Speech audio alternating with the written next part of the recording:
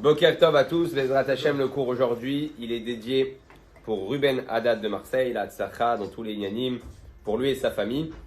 Le cours aussi sera dédié l'Avdil Elou Nishmat, Levana Batsara, qui s'appelait Guylaine Osona, une femme avec un chesed énorme, à un point où même des non-juifs sont devenus juifs grâce à elle. Elle est partie de ce monde. Ils ont fini les Shiva dimanche, donc on souhaite nos condoléances à la famille. Et Bezrat Hashem, Shelo Idou Otsar, et que ma chère puisse venir très prochainement. On commence Bezrat Hashem le shiur, on continue le shiur bet. La semaine dernière, on a parlé des deux QG, on a parlé des deux endroits où habite, où réside la Nefesh Abahamit et la Nefesh Aelokit. Maintenant, aujourd'hui, Bezrat Hashem, on va développer un petit peu qu'est-ce qui se passe à l'intérieur de nous. On va comprendre pourquoi on est autant en ébullition. Et il commence sur Admor Azaken, il dit Ar inektiv ou les hommes mi les hommes. Yemat, qui se rappelle de cet épisode dans le Tanakh. Vous vous rappelez pas de ce pasouk où les hommes il est homme Yemat. Rivka, elle est enceinte. Elle passe devant Avodah Zara, ça bouge. Elle passe devant Beth Knesset, ça bouge. Elle dit je crois que je vais faire un schizophrène. Ouais. Un enfant problématique. Partout où je vais, ça l'excite. Alors on a dit que là-bas, c'est écrit dans la Torah qu'elle est partie l'Idrosh et Bet Midrash El Shem Ve'ever. Elle est partie demander à Shem Ve'ever. Ils l'ont dit, ce pasouk-là où il est homme Yemat, que tu vas avoir Shne Amim Bebitner, tu as pas un enfant qui est divisé en deux. Ouais. Tu as deux enfants qui sont deux grandes nations où il est homme Yemat. Quand un il est en haut, l'autre il est en bas. Et quand il est en bas, l'autre il est en haut. Et vice versa. Donc elle a compris qu'elle allait sortir deux caractères. Maintenant, je ne sais pas si vous vous rappelez, on avait parlé tout au début du Tanya, et je pense que c'est une sira qui est importante de se rappeler. À la base, Béhémet, il y a une différence entre Yaakov et Esav. C'était quoi le tafkid de Yaakov et Esav? Yaakov, il était censé représenter ce qui s'appelle le chassid Améoulé, le super chassid, ouais, le tzaddik, l'homme, comme on voit dans le Tanya, qui n'a pas de Yetzer Hara. Ok? Il est là pour servir Dieu, il est là pour ajouter de la lumière dans le monde. Et Esav devait représenter notre catégorie de personnes, ce qui s'appelle les Bénonim, ouais, ce qu'on doit arriver. Donc les Bénonim, on sait quoi, hein, ils font pas de faute, mais ils ont un Yetzer Hara, donc toute leur vie c'est un grand combat. Et donc Esav, il devait représenter cette catégorie de population qui se battent contre un Yetzer Hara et contre un Yetzer Tov. À la fin, lui, il a décidé de ne pas prendre sa mission. C'est pour ça que quand Yaakov, il va prendre les brachot, on va pas dire voler, il va prendre les brachot. Il va prendre aussi la catégorie des Neshamot qui devait être chez Esav, parce que Esav, il a basé son rôle, il a dit moi laisse-moi tranquille avec la baston contre mon Yetzer Hara, c'est mon pote maintenant, ouais, c'est devenu mon copain, j'en ai rien à cirer de ma mission, j'en ai rien à cirer des Neshamot à qui je peux donner de l'aide et être le patriarche qui va leur donner de la force. Donc hop, c'est Yaakov qui a tout pris. Donc maintenant en Yaakov, on va retrouver le Chassid Améoulé et ce qui s'appelle le Kovesh et Tistro, l'homme qui va se battre contre un Yetzer Hara durant toute sa vie. Maintenant, ça c'était ce qu'on avait vu. Donc elle comprend maintenant qu'à ce moment-là, elle va faire naître un nouveau système dans le monde. Parce que jusqu'à présent, il y a Abraham, ouais, il a Yitzhak. Yitzhak, il va avoir Kivyachol, Yaakov, mais là il y en a deux qui sortent en même temps. Et normalement les deux ils auraient dû être tzadikim, comme on a vu avec Tamar qui a sorti deux enfants tzadikim. Et c'est ça le bug pour Rivka, comme en 2 mois. Attention, on peut poser la question par rapport à Abraham. Ouais, mais Abraham aussi, il a eu un autre enfant. Oui, mais Abraham, il a eu un autre enfant d'une autre femme. Ouais. Là, le bug pour Rivka, c'est que c'est le même papa, c'est la même maman. Donc elle a dit, moi, je suis tzadika. Mon mari, il est tzadik. Comment c'est possible qu'il y a un enfant qui part de l'autre côté, vers la Avodah Zara? Maintenant, vous savez, Bichlal, hein? Mais elle est descendante d'une famille qui n'était pas des... Oui, mais elle est tzadikette. C'est l'air, mais Il y a une hashpa sur la famille. Hein? Il y a une hashpa. Nachon, ça c'est dans le pshat, il y a eu Kivyachol une hashpa, mais cette hashpa là, elle était bonne de base. C'était pour commencer que dans cette famille-là, dans cette lignée de famille, il y a un combat contre le Yetzer Hara. Pourquoi il est important le combat contre le Yetzer Hara? On va le voir un peu plus tard dans le Tanya. C'est tout ce qu'on a parlé vaguement sur le Hit Kafia, courber le mal, se battre contre le mal, transformer le mal. On avait besoin de ça pour arriver à Yemot HaMashiach et réparer ce qu'Adam Arishon il a fait le jour de Chet El Sadat. Maintenant, vous savez, il y a quelqu'un une fois, il m'a posé une super question sur ça. Il m'a dit, dis-moi, j'ai une question. Pourquoi il y a écrit qu'elle est partie l'Hydrosh, Bet Midrash, El Shem Ve'ever? Pourquoi elle est partie demander? Attends, elle a un beau-père. Elle a un beau-père qui s'appelle Avraham Avinu. C'est un Navi. Ouais, c'est un prophète. Yitzhak aussi, il est de la même catégorie, c'est son mari. Donc pourquoi elle est partie demander?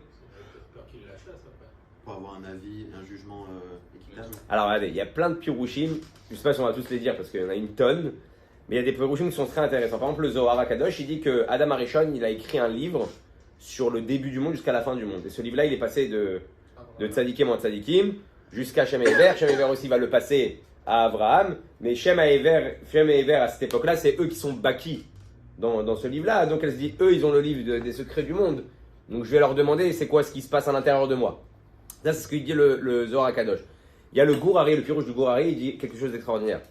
Il dit qu'en réalité, on sait que ceux qui sont tzadikim n'étaient pas dans la faute de Chava et de Adam. On sait qu'il y a des Neshamot, il est écrit dans le Zohar, qu'il y a des Neshamot au moment de la faute, ils sont sortis de Adam. C'est ce qui s'appelle les Neshamot Chadashot. D'accord? Elles n'ont pas fauté dans le péché originel.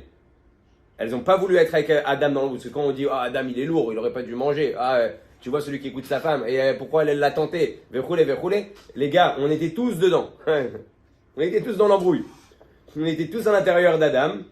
Et on a tous donné notre témec, notre signature. Ouais, ça peut être pas mal. Ceux qui ne voulaient pas être dans cette embrouille-là, ils sont sortis de Adam Arishon. Et c'est ce qu'il va faire à travers les générations. Ce qui s'appelle les tzadikim.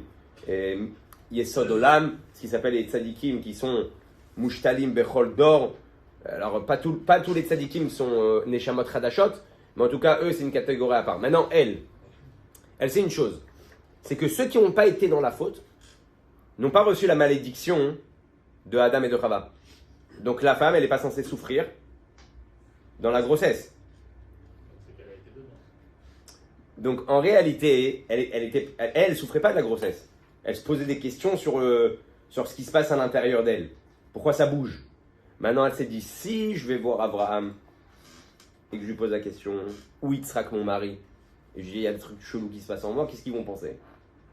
Ils vont peut-être penser que, Chas Shalom, j'ai une faute en moi, et qu'en fait, je ne suis pas du niveau qu'ils pensent. Donc, elle n'a pas voulu les choquer, donc elle a préféré aller voir Shem Ve'ever. Ça, c'est un des pirouches. Le Ramban, il va d'une manière simple, il dit, il écrit l'Hydrosh.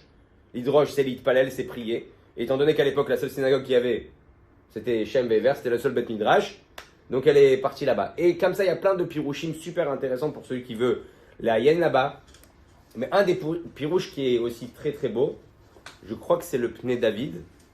Il dit qu'en réalité, plus que ça, elle-même, elle est Névia. Donc comment elle n'a pas su ce qui se passait. D'après le Pnei David, elle savait qu'elle avait 2 enfants. Elle savait qu'il y avait un truc chelou qui se passait entre 2 catégories de personnes qui vont sortir désormais. Mais elle s'est posé une question. Elle a dit, comment je sais qu'il y en a un des 2 qui va recevoir la Torah, qui va être Yaakov, et je vois que Esav va toujours essayer de lui mettre la main dessus.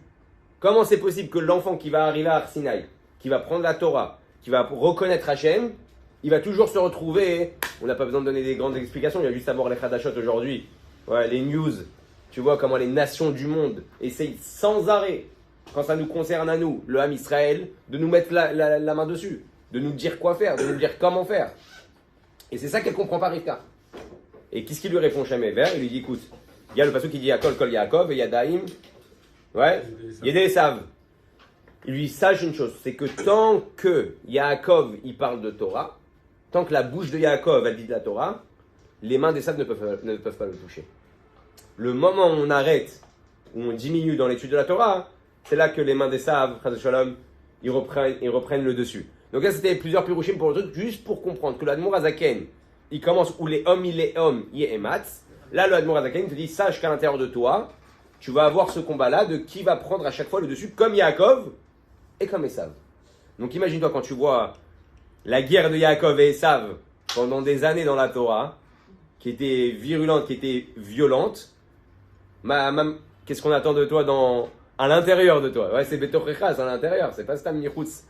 Qui a Gouf Nikra Irktana. Le corps est appelé une petite ville. Maintenant, on va comprendre quelque chose de fondamental dans la perception du Admour Hazaken sur le Yetzer Hara et le Yetzer Hatov.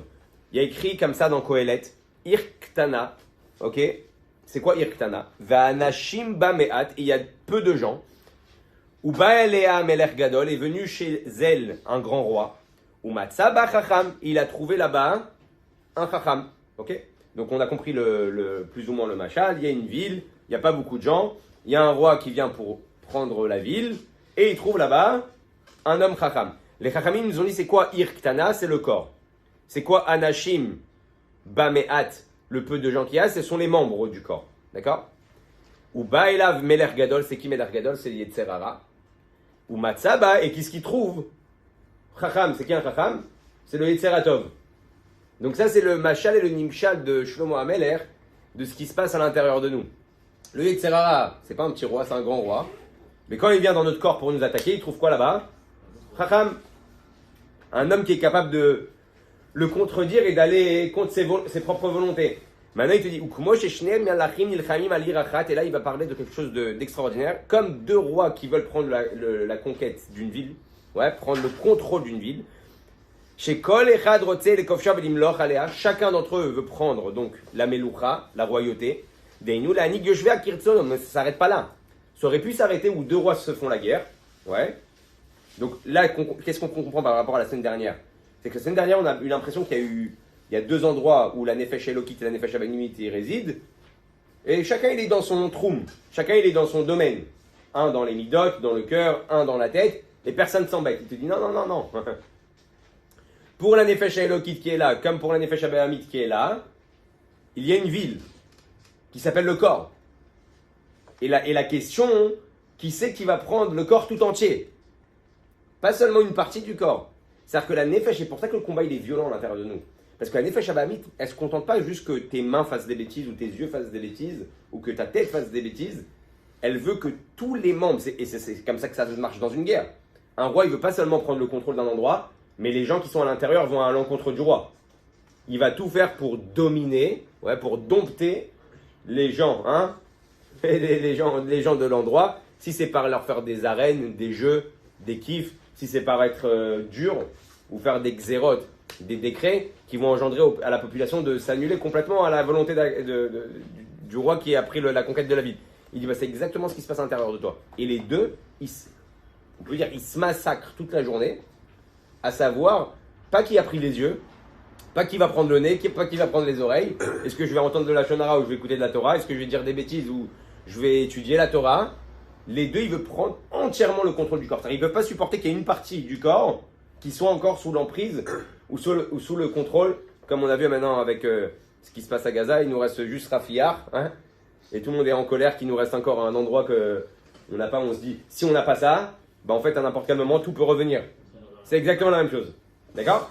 Et il dit, Vesheyu sarim le mishmaato, bechol asher igzor alem. Vous savez, une fois, le rabbi il a écrit une lettre extraordinaire à quelqu'un qui lui parlait de ses néphilotes, de ses yéridot et de ses aliot, de ses montées et de ses descentes. Et le rabbi lui a dit, Bétar, qu'il a étudié le Sefer Hatanya. Et comme il a étudié le Sefer Hatanya, il lui a dit une phrase, je pense, qui est magnifique. Il lui a dit, Lot sarich lit, pas elle, mi aliot ve yéridot. Ouais. Faut pas s'émouvoir des montées et des descentes. C'est-à-dire quoi? Ça veut pas dire qu'il te dit, quand tu descends, sois content. Mais c'est-à-dire que des fois, on est tellement ému de la yérida qu'on a ce sentiment-là, qui je suis. Hier, j'étais bien. Aujourd'hui, je fais n'importe quoi. Hier, j'étais un jour de Torah. Le lendemain, j'ai déjà fait des bêtises.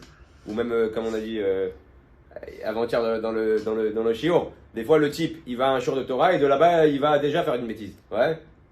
Il continue. Un copain qui dit, il y a une soirée de ouf ce soir. 1, 2, 3, 4. Maintenant, il était dans un jour de Torah. On lui a parlé de la Tzniout. On lui a parlé des Nyanim. On lui a parlé de la Kadosh Baruch Hu. Il était déjà dans la voiture pour aller vers Tel Aviv. Qu'est-ce qui s'est passé maintenant? Cette yérida là, elle fait énormément du mal au nefesh. Énormément du mal à l'intérieur de toi. Pourquoi? Parce que tu sais plus qui tu es.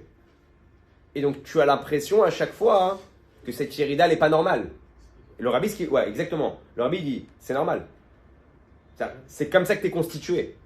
C'est comme ça que tu es fait. Tu as ces deux nefashot qui se battent sur tout le corps, à savoir vers quel ratson, vers quelle volonté on va se diriger. Derech Agav, jusqu'au Admour Hazaken, on pensait, c'était pas dévoilé, que l'homme avait une nefesh, et qu'il y avait un petit Yetzeratov là qui tirait vers ce côté, et il y avait un petit Yetzerara qui tirait vers ce côté.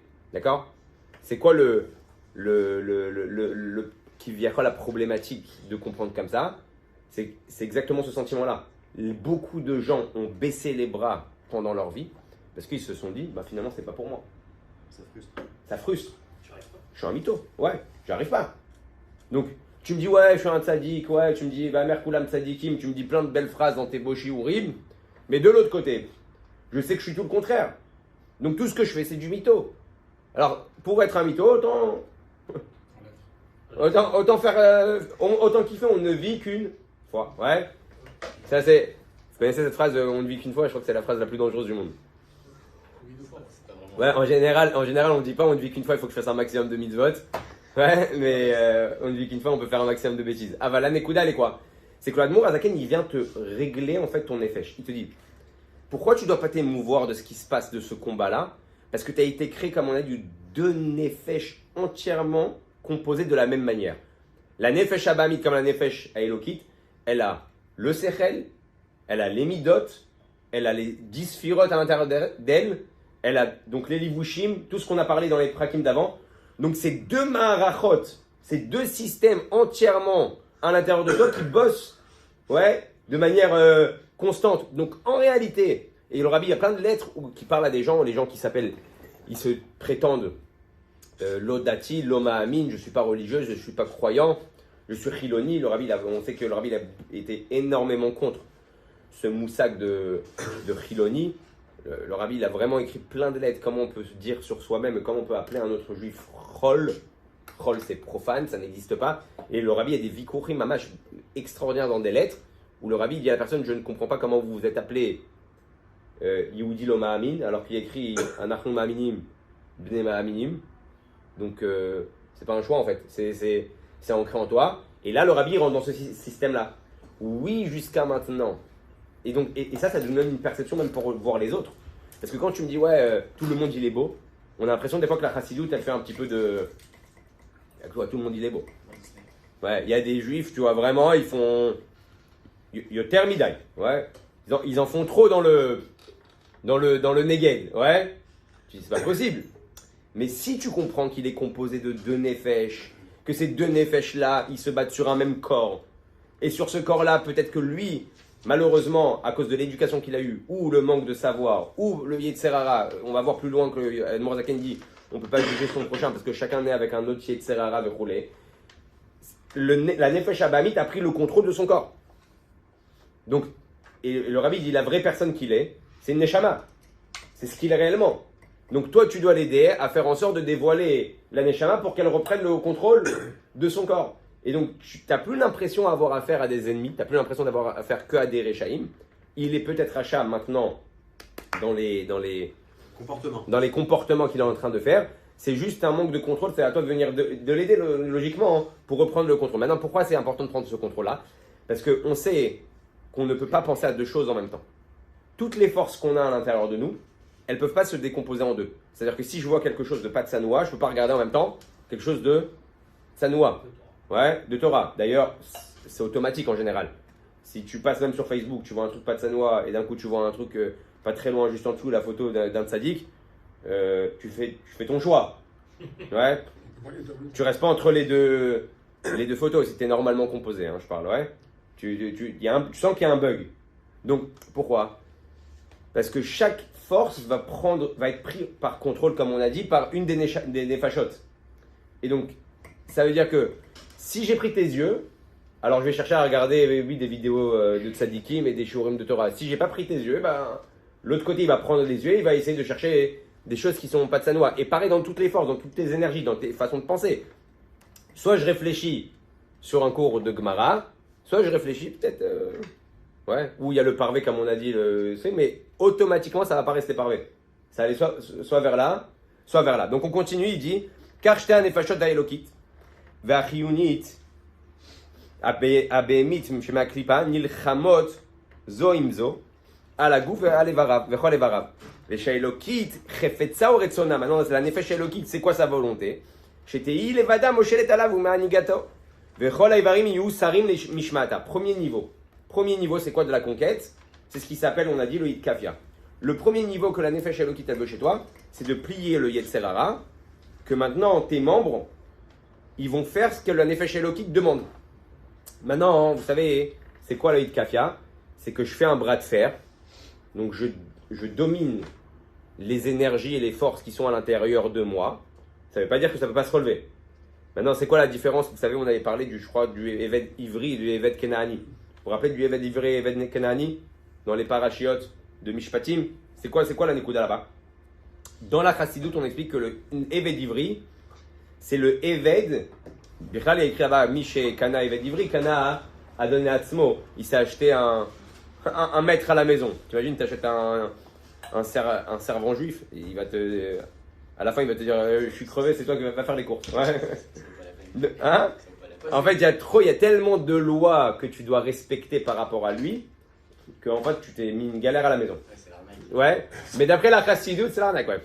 D'après la Chassidut, c'est quoi? Le Eved Ivri, c'est un Eved. Mais pourquoi en fait, regarde, c'est quoi la Nekuda de l'arnaque? C'est que le Eved Ivri, il est bien. Il est posé, ouais. Il est bien. Il est heureux, il a des conditions de folie. Il est chez un maître, il est blanchi, nourri, logé. Donc ça représente le juif qui est content de faire Torah Mitzvot. Il sent pas le joug de son Adon. Il sent pas le joug de son maître. Il fait les choses kief parce qu'il a envie de les faire. Le Eved Kenaani dans la Chassidut, il représente le contraire. C'est quoi le Eved Kenaani? C'est un Eved, c'est un serviteur qui ne veut pas être servant. Il veut pas, il a qu'une envie, c'est se barrer. Si tu donnes l'occasion de se barrer, il le ferait. Mais pourquoi il fait les choses? Parce qu'il est plié, parce qu'il n'a pas le choix. Et le Rabbi il explique c'est quoi la différence entre ces deux personnages. Ça représente le juif qui fait les choses, la Torah Mitzvot Besimcha ou Betuv Levav, avec enthousiasme, il est content de faire les choses. Et l'autre, ça représente le juif, ou la personne qu'il ne veut pas faire la chose. Ça le saoule de se lever à la tefila, ça le saoule des fois même peut-être de faire Shabbat, ça le saoule de faire Birkat Amazon. Ouais. Alors pourquoi il le fait? Parce qu'il a un Adon, il a un maître. Maintenant, je ne vais pas rentrer, il y a toute une sikha du Rabbi qui dit c'est qui le plus grand entre les deux. Est-ce que celui qui a le joug divin ou celui qui fait les choses Besimcha? Et le Rabbi là-bas, il y a un pilpoul extraordinaire qui dit que celui qui fait Besimcha, c'est la avoda qu'on attend de lui. Mais d'un autre côté, peut-être qu'il fait les choses pour lui, parce que quand tu fais les choses Besimcha, et Be'ahava, c'est le premier qui en bénéficie, c'est toi. Tu te sens bien. Donc on ne sait pas, Kama Bemet, tu fais les choses pour Dieu.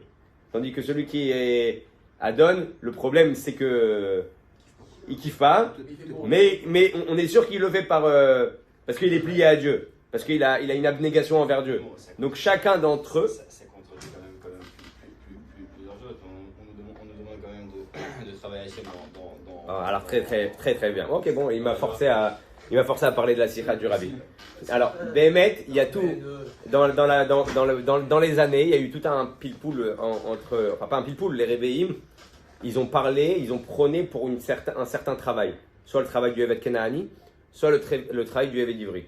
Et le Rabbi, d'Ora Juive, juste avant Mashiach, il explique qu'en réalité, on doit avoir les deux.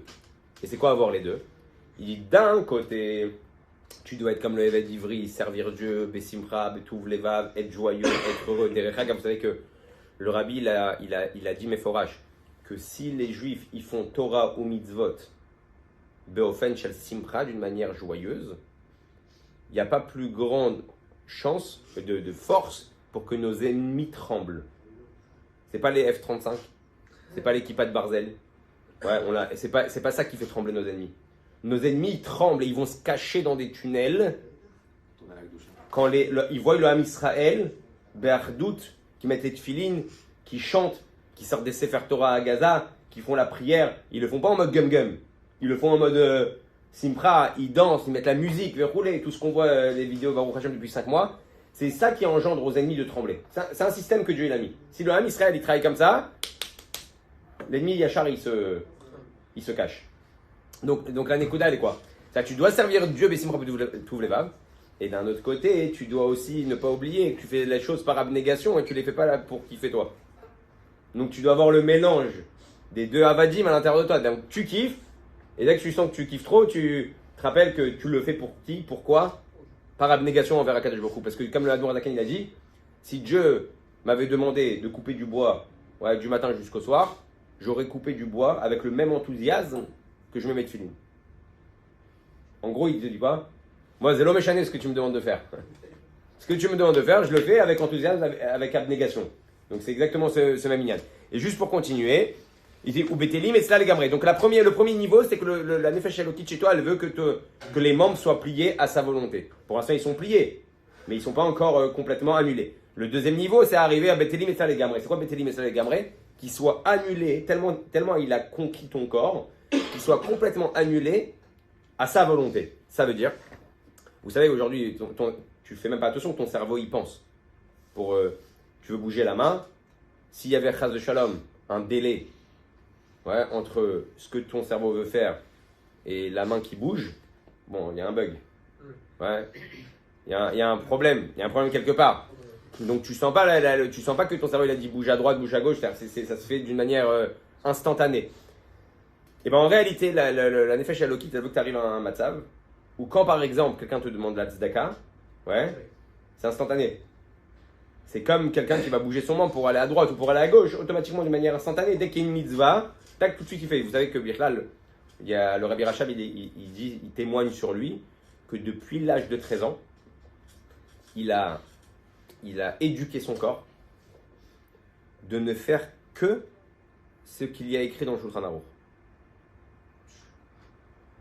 À 13 ans. À 13 ans. Ouais. C'est Shulchan Aruch avant 13 ans. Hein? À 13 ans, il a déjà éduqué Ad Kedekar que sa femme elle témoigne que quand le Rabbi Rachab il dormait avec un tzitzit katan. Vous savez qu'il y a des mesures dans les tzitzit katan.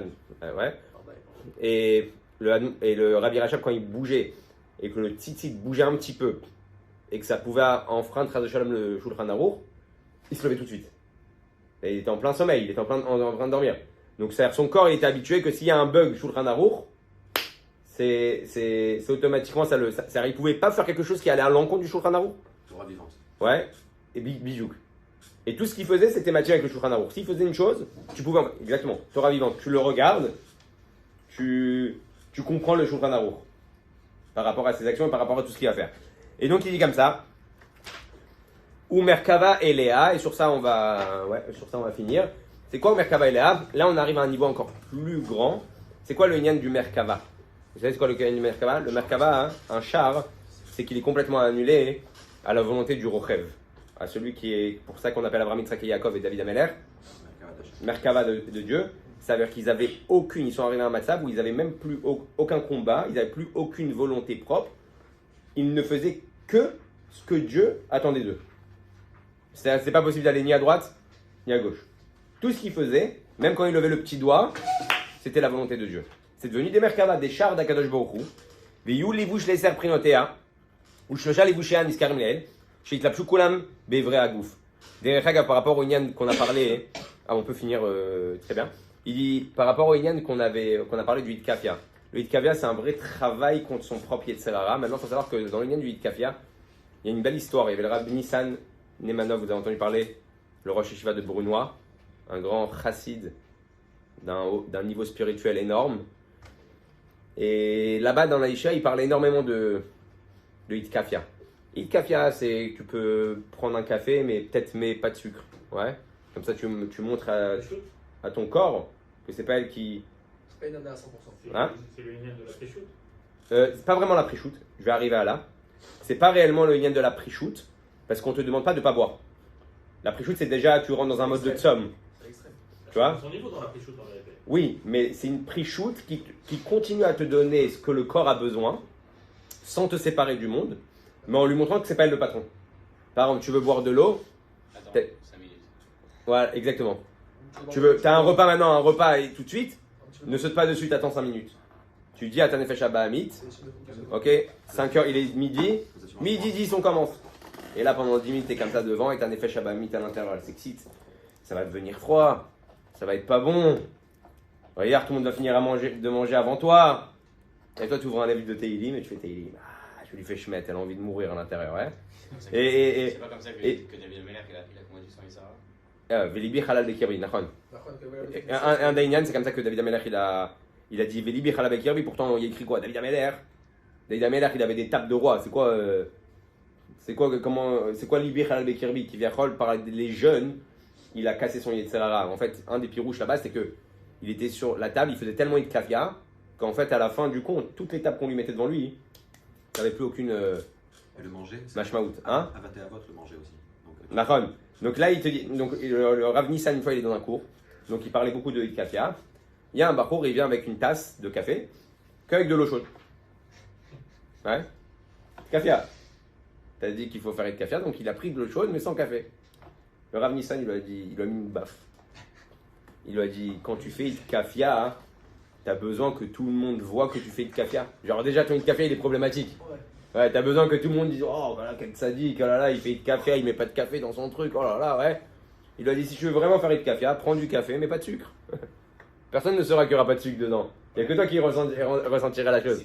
Le moustard. C'est une des choses dans la Voda des Chassidim qu'on demande de ne pas faire de blitot. Quoi de blitot? C'est des gens, des fois, ils font des choses, ils prient Bekavana comme ça. Hein? Ils prient Bekavana, il sait qu'il y a du monde autour de lui, ils vont dire, oh, c'est un vrai sadique. Ouais. Il vient, il se met avec son talit comme ça en dessous le truc, il montre qu'il prie Bekavana, et ça lui plaît.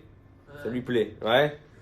Ça lui plaît qu'autour, il y a des gens qui le regardent. Ah, c'est le Ravintel, c'est un grand bonhomme, c'est un grand monsieur. Il est content, ouais.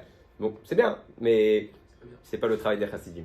Une fois, il y avait un chassid qui venait énormément, il faisait beaucoup de jeûnes, et il était dans son bureau, et il entend, pendant des années, il a fait ça, il entend la voisine qui rentre à la maison, qui parle avec sa femme, et qui lui dit, j'ai entendu que votre mari, il fait énormément de jeûnes, que c'est un grand sadique, ouais. Tout de suite, il a mangé, exactement. Il a pris quelque chose, il a cassé le jeûne. C'était maintenant une achrata qu'il avait depuis des années. Il a pris, il a cassé le jeûne. Pas d'embrouille, ouais. Yeah. Maintenant que ça se sait, on part vers un autre avis. Pourquoi? Juste pour pas ressentir de la grâce, parce que tu veux ou que tu veuilles pas. Non, je me lâche. T'entends ça? T'entends ça? C'est le ramachou. Ça te fait quelque chose. Et il ne voulait pas rentrer dans ce système-là. Et là, ça va plus loin. La nefesh elokit ou la nefesh abahamit ne veut pas que chez Yavor Zar. C'est quoi Yavor Zar? Comme on sait que le Yitzhara, au début, il vient toujours comme un étranger. Il te fait croire, non, je suis juste de passage. Tu connais le squatter, ouais, qui vient chez toi. Il te dit, voilà, Bezrat Hashem, un jour, 2 jours, pas plus. Après, je dois partir de toute façon à Tel Aviv. Et finalement, il te dit, oh là là, c'est bizarre, l'hôtel, il a annulé la réservation. Oh, je repars à la fin du mois. Ouais.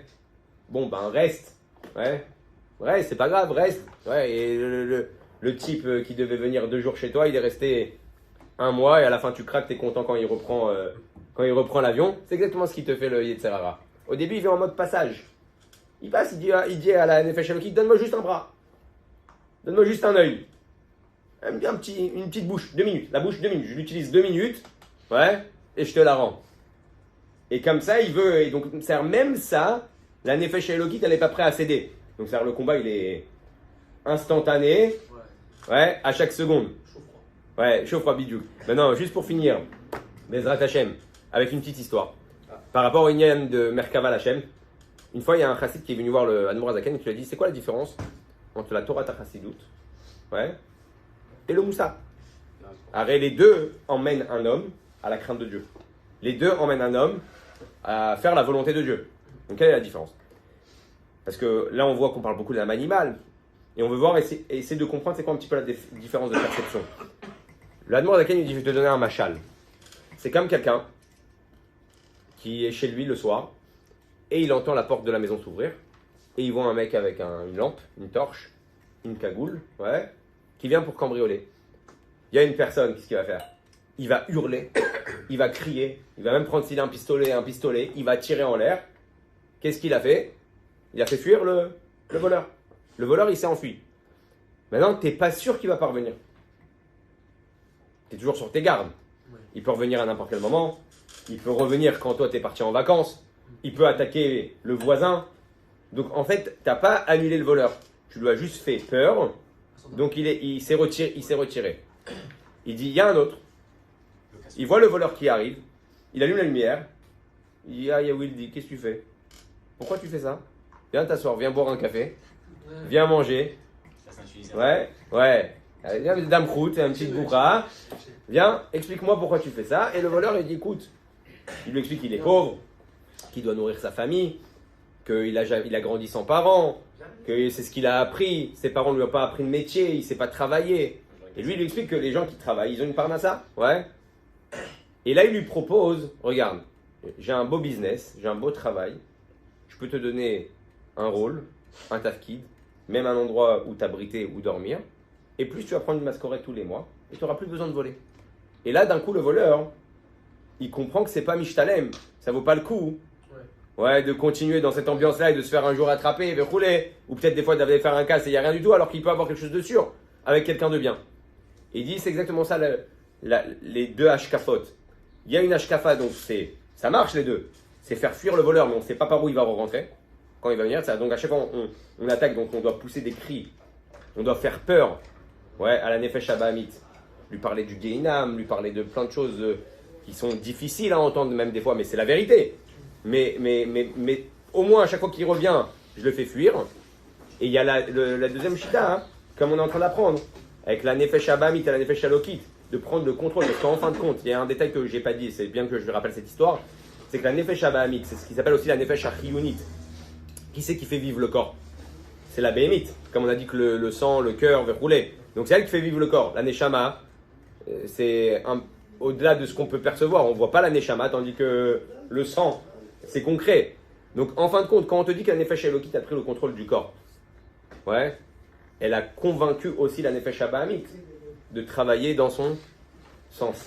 Et c'est exactement ça ce que l'Admorazaken dit. Ce qu'on essaye à travers la Chassidoute, c'est d'expliquer à la Nefesh Abahamit tellement les perceptions de Dieu sont grandes que même elle, à la fin, elle se convainc que c'est plus Mishtalem, que ça vaut plus le coup de servir Dieu que d'aller de l'autre côté. Et ça, c'est la Nekuda, Bezrat Hashem, on continuera la semaine prochaine.